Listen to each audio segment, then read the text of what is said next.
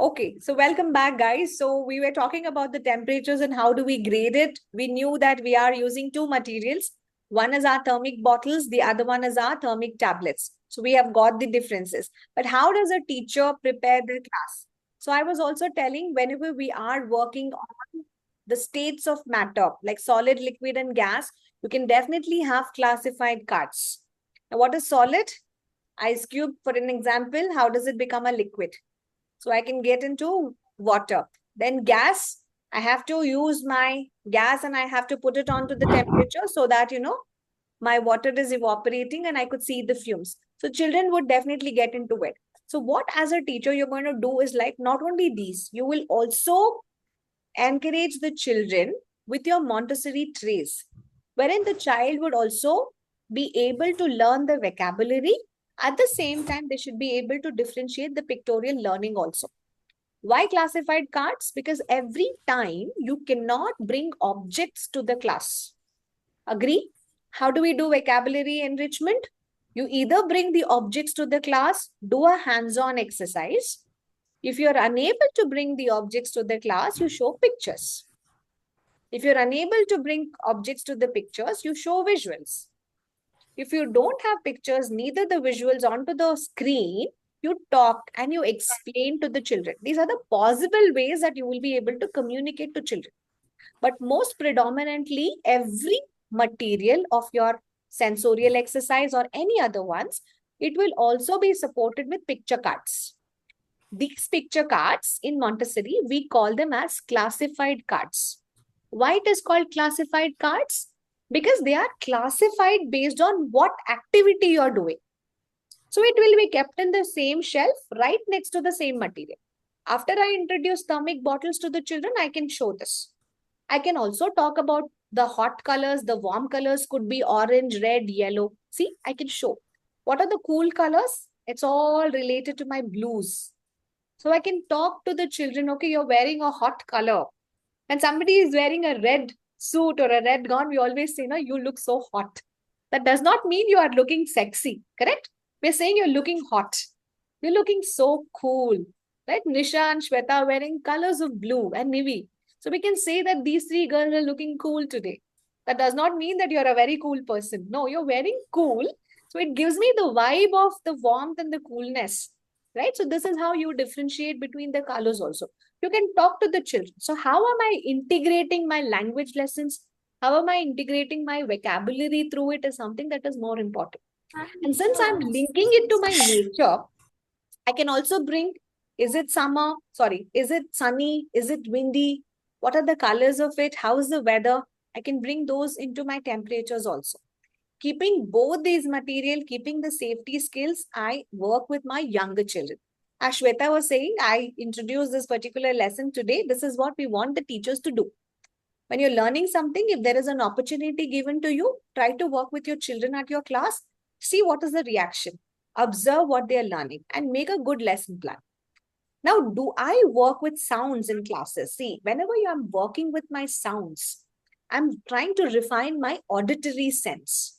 And the child is very independent. I give them these sound boxes. Sound boxes is not only with this material. I can also have my class being integrated with my language class. When the teacher is saying a word, pat, how many sounds does it have in this word? Pat, per, act. There are 3 sounds in it, which is making one word, pat.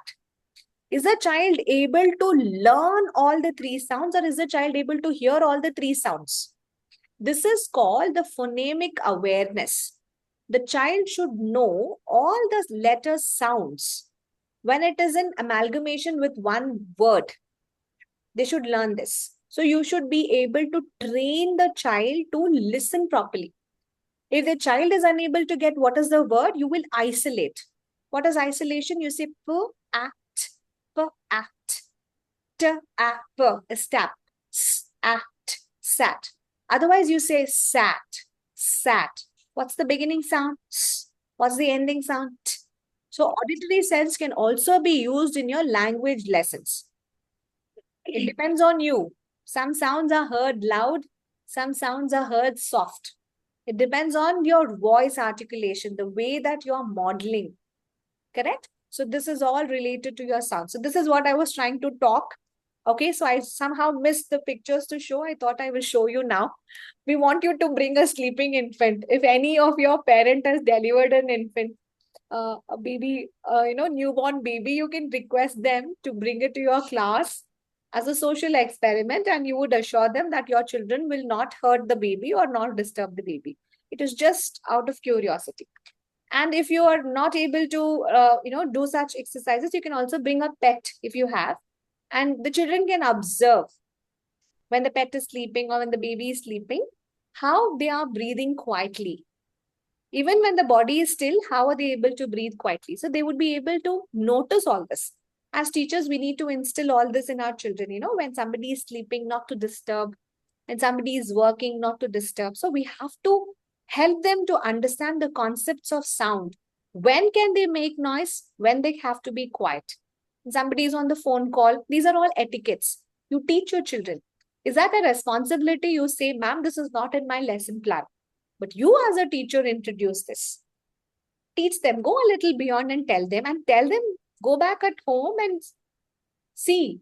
If your parent is on the phone, you have to mellow down your voice. You don't shout. Right? So you can always do, and trust me, parents will come back and say, Divya ma'am, this is what you introduced. My child has come back and they're saying all of that. Another exercise, what I said was like to blindfold, and the children will have to sit in different corners. Even when the child is doing breathing exercises, they can listen to their own breath. So you can encourage them to work on these exercises at your class. There are n number of activities to introduce silence games. So you can pick it up and you have to use it in your classes. Okay. But in Montessori, we use a material called sound box for auditory sense. Okay. So it is with your 6 cylinders of blue and red. When you shake them, it is going to make some sound. The sound can be soft or the sound can be heard loud. What we need to do, we need to match the same sounds. That's the activity. As simple. Okay, you pick from a blue and then you see which is the counterpart of red which is matching with it. And the child will have to try until they find the exact match. That is my exercise. I can grade also from the softest to the loudest or from the loudest to the softest. Okay. And what is my words that I'm going to teach? Soft and loud. Now say, suppose I have a teacher who says I don't have any materials. But how do I introduce learning through senses? Easy. You're anyways going on a weekly shopping trip every day. Not every week you go. What are the things that you usually have in your list? I have to shop vegetables. I have to shop my fruit because it is going to be there in your daily diet. So take your children, engage them in helping you and tell them how to behave on a trip, shopping trip. Okay, they cannot buy candies and chocolates. You have already instructed them, we're going to only go and buy fruits and vegetables. So here are certain simple things that you can show them the pictures also. So you can tell them, beta, you are going to buy 1 watermelon. How many I have to put it into the list? 1 only. Maybe 5 melons. So 5. 5 apples or 1 kg of apples. So the child starts to pick 1, 2, 3, 4, 5. Right? So when you start working on all of that as a family member, I'm not saying this to teachers, I'm saying this to parents. So you can tell to your parents also. So your child becomes much confident because they are working with you. They're working as a pair with you. They're learning numbers, they're understanding the concept of counting. And now when you come back to your home, you can still reassure how many apples, how many brinjals, how many lemons, how many chilies, and how many watermelons that we actually purchased. You're teaching them the number concept. Another parent would be like more interested not in number. Maybe Amina wants to teach her kid what is related to colors. She might be teaching her students, okay, children, this is what we shopped. I want you to pick a green fruit or a green vegetable. Or you tell me bell pepper is yellow or orange or red. She wants to get into colors. She wants to tell children, okay, I cannot eat a green banana, but you have to eat a yellow banana because it's ripe. So you're also teaching about comparison of shades, like how a green banana turns into a yellow. How is it getting ripe? From green to a pale green to a yellow and to a darker brownish color until it stales. Correct? So these are something that you can actually talk when you're introducing colors to children. Not only on that, maybe I have Lakshmi, she's not interested in color, she wants to talk about the textures. Is it rough? Is it bumpy? Is it hard? Is it smooth? Is it curved? Is it pricky? What is it? We might talk about shapes and sizes, right? This is again, we are trying to expand on the vocabulary part of it. I have Lena, she's not interested in anything. She's like, children, you always have learned about fruits and vegetables from your home. But in this fruit basket, is there any other fruit or a vegetable that you have not seen? And Anita is like, yes, ma'am, I don't know what is this particular fruit. And Lena is like, oh, you don't know about this. This is kiwi or this is celery, right? So they might bring something new. See, always there has to be a thirst of knowledge. So do not assume that everybody knows everything. And always try to include something that the children should not know that. Or the parent normally doesn't choose such fruits, exotic fruits or vegetables into their day-to-day diet. So this is going to help the children to broaden their knowledge on the food that they are actually eat. And they try out something which is variety. Now you came back home. Now it is the experiment time. Okay, so you tell that, okay, we bought papaya. So let's try to peel the skin of the papaya. So you can use a scraper. And the parent or the teacher tells, okay, this is orange in color. Do they have seeds? Yes, some papayas have seeds, some papayas do not have. So seeded papaya, seedless papaya. Now you go a little beyond. You know, how does this grow? How does the tree look like? What is the taste of it? Do you want to taste it? So you're trying to enhance on the language skill of the child. So we ask a lot of questions. When the child asks healthy questions, it's the attitude of the child which is trying to develop. They're understanding the conceptual learning better, and they also get into the positive attitude towards good food. You tell them why they should eat papaya. What is it? What is it that the child is getting benefited out of that? Now, since we're all preschool teachers, not only eating becomes a part of our learning, we also do a lot of art, right? So anyways, we have done a lot of cutting of the fruits and veggies, and then the art teacher is like, overwhelmed. She says, okay, let's do some kind of a printing. You can actually scrape out different prints, you dip it into different colors, you make some models, you do it and you display it as an art session. So children would love to do that because they got involved right from purchasing to sorting to learning to eating. Now they are doing some art exercises. It's going to be a cool art that they're going to display. Anything that is not squishy. Okay, you can use anything that is hard because it's an art activity, right? So you can use this. So indirectly, using all our materials in our Montessori, we're teaching so many things to our children. They're learning sizes and everything. So this is like a good thing. Now to recap everything, the first one that we learned is a pink tower. We're teaching children whatever is big to small or large to small. We go to the extreme. When I say extreme, what is the smallest and what is the largest? So you have to place everything in an order, right from the smallest to the largest. Sorry, largest to the smallest. So they make a tower. Now look at the brown prism. What am I teaching? You should know it. Now this is a summary. So we are teaching thicknesses from thickest to the thinnest. So I would have thick, thin, thicker, thinner, thickest, thinnest. That's the extreme of it.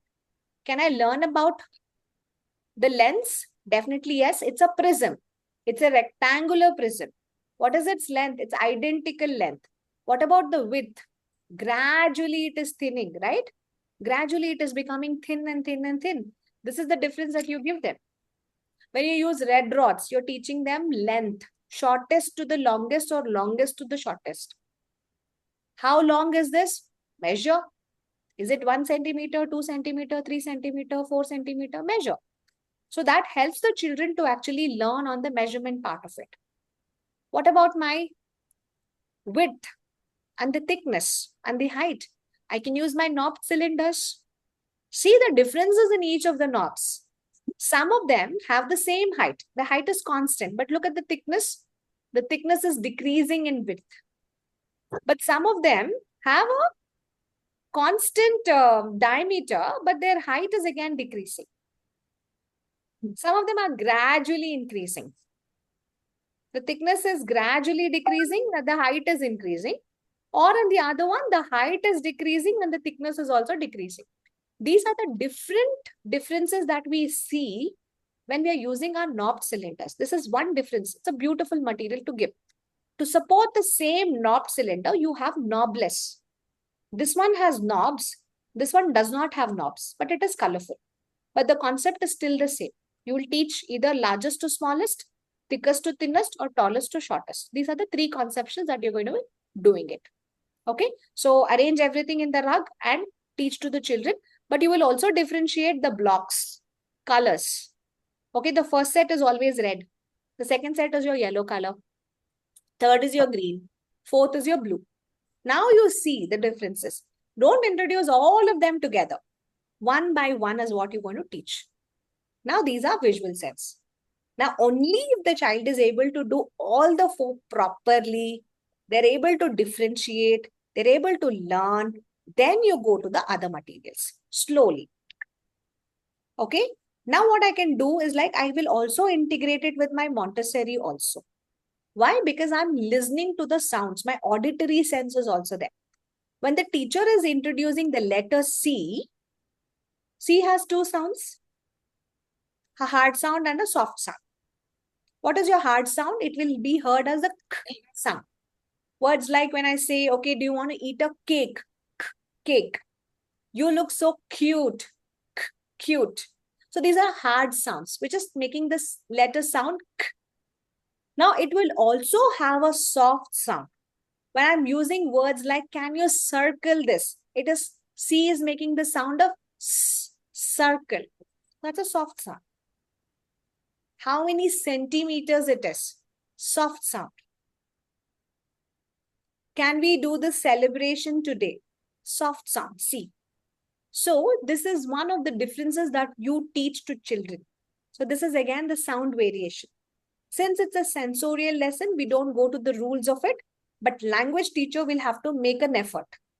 A sensorial teacher can reinforce the same concept in our classes. So this is what every Montessorian should be able to focus when you're working with letters, the sounds that each letters would make, so that the children will never be confused when they're learning the sounds.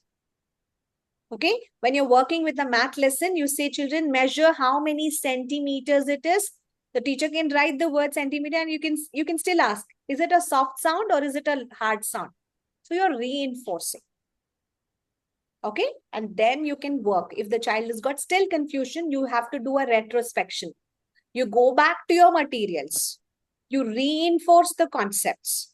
You teach them back from first period, second period, third period. This is letter C. The sound of the C is K or S. And then you do, okay, what sound is it? You ask. And then you can also use further exercises like movable alphabets. Wherever you have the vowel sounds, you can actually differentiate. You can tell the children what rhymes with dog, what rhymes with bus, what rhymes with gun, fun, right? So you can do a lot of rhyming words for the children. You can ask them what is the beginning sound, what's the ending sound. All this, even though it is my language material, I can still use it in my auditory classes also. Especially it works very good when you're teaching three-letter words to children. What are three-letter words? Are consonant, vowel, consonant words. Children, if they have difficulty, break them. Put them into comfortable sound learning exercises. Teach them how many sounds are there. So this is the process that we actually follow. Now, getting into color tablets. So this we have color tablet 1, 2, 3. This is our third material wherein you're learning about grading the materials. See, from lightest to the darkest colors you actually have, and you pre-arrange everything and you show to the children. And your boxes, you have to make sure that all the colors are there. Carefully arranged, it has to be there. So what happens here, even though it's a visual sense, we are working on the colors. So it comes under my chromatic sense. So color box 1 will have only red, yellow, blue. The child will only learn the primary colors. As a teacher, what would you teach? To match red with red, yellow with red, yellow with yellow and blue with blue. Okay. And the teacher can introduce with 3 period. Can you show me where's red? Can you show me where's yellow? Where is blue? What color is this? You ask questions. That's your box 1. Now box 2 will have the following colors. It will have your primary colors plus the secondary colors. Second. What are secondary colors? When I mix my red and yellow, what do I get? Orange. Orange. So orange is my secondary color. Now when I mix my red and blue, what do I get? Purple. Black. Red and blue. Purple. Purple. Now when I mix my yellow and blue, what do I get? Green. Green. So your orange, your purple and your green are secondary colors? Yes. Is it there in our secondary box? Do I Yes, have ma'am. my primary colors? Red, yellow and blue. Blue. My secondary colors are my orange, my green and purple. Now along with that, I would add black and white. Okay, along with this, I would add black and white. Now when I mix my red with white, do I get pink? Yes. So I would add pink. Now when I mix my black and white, do I get gray? Yes. Yes? Yes, ma'am. So I take that. Now say suppose if I'm mixing my black and red, do I get my brown? Brown. Yes. Yes. So these are the combinations that you see in your box 2. Your box 2 will not only have primary and secondary, but it will also help you to mix the other colors. And how do you get the other colors? So you teach children how do you make more colors with that. So children can try to experiment. So this is what your box 2 would have. And your box 3 will have few colors, but it will have grading from the lightest to the darkest. So the child will be able to differentiate. If it's red, is it a dark red? Or is it a light red? Or is it in between? What is that? So they get that differentiation. So you use this material. So this again gives me a variation of grading from lightest to the darkest. That helps me to cover my chromic sense. Now moving to textures, right? Anything that I touch. So it is related to me refining the tactile sense through identification. How do I identify? I have to touch any object, right? So I can touch the object. But if there are many objects, I can match. Is it same or is it different? Can I grade it? So I use only my fingertips to actually work on this. So whenever I'm using the rough and smooth conceptual to the child, I can give them any sandpaper first. Let them touch the sandpaper. Will the sandpaper be smooth or is it coarse? It's going to be coarse. So I can say, oh, this is rough. Again, in sandpaper, you have different variations. The roughness also can vary, right? This is rough. Oh, this is rougher. This is roughest. I can have variations. So I can teach them the variations also of smooth and rough. So what is a material I use is a touch board. The first one, what you see, the brown color is the rough texture. And the white color, what you see is the softness, soft one. Smooth, I can say smooth, not soft. So when I'm holding my palm against it and I'm tracing it down, I'm experiencing the roughness. I have to completely use it. Suppose this is my touch board. I have to completely touch this portion like this. So is it rough or is it smooth? It is smooth. My mobile phone top surface is smooth. But what if I had a sandpaper covered or my case was sandpaper, it was granular. So I would feel the roughness. So the child will now go to the board 2 and they will practice multiple times. So this is smooth, this is rough, this is smooth, this is rough. So what happens? They're trying to learn the names multiple times. Now I can bring basket full of items from whatever is available in my nature and I will ask the child to differentiate. Is it rough? Is it smooth? They do that. I can even bring fabrics to the children and I can ask them to sensitize. Let the child hold the fabric and feel what it is. Now, when I'm giving this, I have to also put the blindfold to the child. Why? Because it is all color coded. Can you see red and red? They can match. They say, oh, these two are going together. But I want them to be blindfolded. I want them to find an identical pair which has got the right texture. Only through the sense of touch. We could do that. And they have to tell me, is it soft? Is it furry? Is it rough? Is it scratchy? Is it bumpy? Is it fuzzy? Okay. So these are all the different words that I can actually use. I can use many fabrics. Okay. So you get a fabric box also. Otherwise, you go with your touch boards. A soft and a rough board. Sorry, smooth and rough.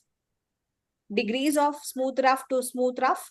Then I have a complete brown palette, which gives me the gradation right from rough to roughest. Another one, the cream one, which is helping me to Smooth to- differentiate between smooth to smoothest. Smooth. So these are the 4 boards that we actually have it in our Montessori classes. So this helps me to differentiate, to go to the extremes. Easy, everybody? So this is what is there in your grading exercise. Now, how will the child do? This is what they do. Okay, so they have to keep the material in a tray. They get it to their working zone. They put the material on the mat, and then they would be able to learn, okay, by putting their fingers onto it and learn just the conception. So now to consolidate, what are the senses? 5 senses: visual, auditory, olfactory, tactile, gustatory. What are the other 4? Chromic, baric, thermic, stereognostic. Okay, this is an important slide. So you should know all the 9 senses. That completes. What is the next thing? You arranging the materials so that the child will be able to learn all these materials. Very dedicatedly you will have to keep, because these materials are helping and being the foundation for the child's intellectual development. Because they are exploring all these materials, and each material is teaching a child to focus on a particular concept. So conceptual learning is happening. Thereby, we're very happy to share that we have completed our sensorial learning. But what Dr. Montessori says, she says, do not tell children how to do it, but rather you show them how to do it. When you're showing them, don't speak. Do not say a word. If you are talking or if you're saying something, what would the child do? They're watching your lips move, correct? But they're not seeing what you're trying to do. So this is something that we need to do in our sensorial exercises. Agree, everybody? Whenever you're introducing for the first time, only do. If you show them, they will want to do it themselves. There is a saying also, no, show them until they do it. So this is one of the famous quotes of Dr. Montessori, which is very much applicable for our sensorial lessons. And we also know the most important period of the life is not the age of the university studies, but it is the first period, that is the formative years, right from birth to the age of the 6th, because most of the brain development happens in the formative years, because the child's brain is absorbent. Whatever you're going to give, it's like a sponge, it can absorb everything. So whenever you're introducing, do it with the rightfulness and do it in a correct way. This is there as what Dr. Montessori says. Okay, so that's the end of the chapter. And yes, so any more questions on this particular thing, you can ask me. So we have covered this chapter in a wonderful way. As I always spoke about it, this chapter is a scoring one. You would be able to score out of out. It's a beautiful one. Okay, so how do we conclude this? Why do we use materials, didactic materials? Active learning. Children will be independent. Children will gain the self-confidence when they are learning. And it is a structured way. So after visual, you can go to the other ones and other ones. So try to make in a tabulation what are all the different materials you use under these 9 senses.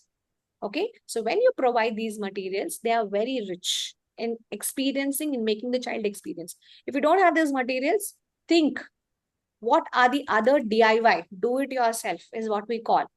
How would you still introduce all the senses in your classes is something that you will have to work on. Okay, so that helps us to work on this. So coming back to our previous learning. Okay, so some of you have come in a little late. So we were discussing about the comments, right? So we were seeing about this. So many of you have answered. Many of you have answered all the questions. Okay, so a big shout out to all of you. Okay, so Niveta has answered, Lipika has answered all the questions, whatever we had it in our class. And then we do have Anita. Anita has given answers over here. Then we do have Lakshmi. Lakshmi has given in one complete thing. See, everything has been there in one. And wherever it is required, I've corrected also. Like, whatever senses that you have not, I've replied to it. You can take a look through. And yeah, Amina has answered. Nisha has answered. Prasanna has answered. Who else? Have I missed anybody? Shika has answered. And I don't know about this email ID. It says Husk. Why love? I think, is it Lavanya? Okay. No, ma'am, it's mine actually, Husky Love. Husky Love. Who's that? Leena, Husky ma'am. Love. Lipika. No, No, Leena, ma'am. Leena. Okay, Yeah. okay, fine. Okay, so I'll make a note. Okay. So have you mentioned your name there? Yeah, ma'am. You have See, mentioned your name. Okay, so that's the reason in the I comment asked you section. to. Yeah, you have mentioned your name also there. Okay, so that's good of you. All of you have had it. So you can mark your recordings over there. Nisha and others who have not written, Lakshmi, I want you to answer. Okay, please answer today. So I want you to take this and answer the questions. Okay, so that's for today. So thank you very much, all of you. If you have any questions or queries, you can ask me. Okay, I'll send you the recording shortly. Thank you. Take care. Bye-bye. Bye, Thank you, ma'am. Bye, Thank you. Bye. Thank you, ma'am.